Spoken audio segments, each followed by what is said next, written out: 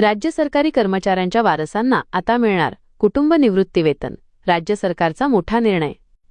Mumbai November 2005 नंतर शासकीय सेवेत रुजू झालेल्या आणि राष्ट्रीय निवृत्तीवेतन प्रणाली NPS किंवा परिभाषित अंशदान निवृत्तीवेतन योजना लागू असलेल्या कर्मचाऱ्यांसाठी राज्य सरकारने एक महत्त्वपूर्ण निर्णय घेतला आहे.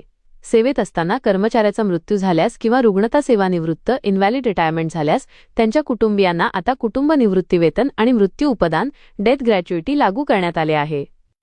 काय आहे शासन निर्णय?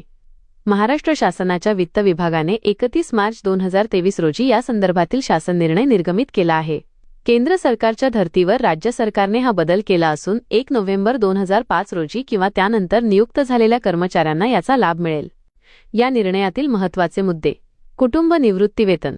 सेवेत असताना मृत्यू झालेल्या कर्मचाऱ्याच्या कुटुंबाला महाराष्ट्र नागरी सेवा निवृत्तीवेतन नियम 1982 नुसार कुटुंब निवृत्तीवेतन आणि मृत्यू उपदान मिळेल. रुग्णता सेवानिवृत्ती. आजारपणामुळे किंवा विकलांगतेमुळे सेवेतून निवृत्त व्हावे लागल्यास संबंधित कर्मचाऱ्याला रुग्णता निवृत्तीवेतन आणि सेवा उपदान दिले जाईल. विकल्पाची सुविधा.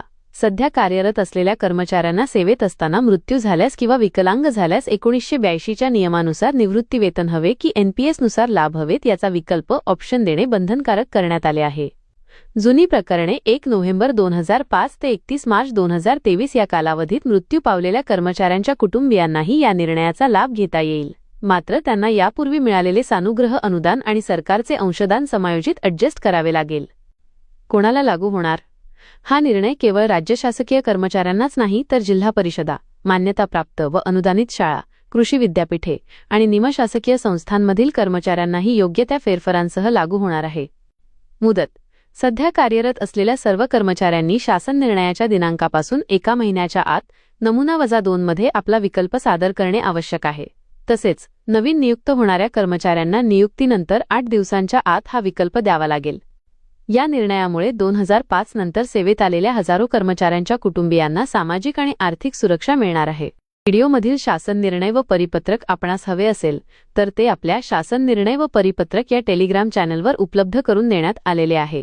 त्या ठिकाणावरून आपण ते डाउनलोड करून घ्यावे.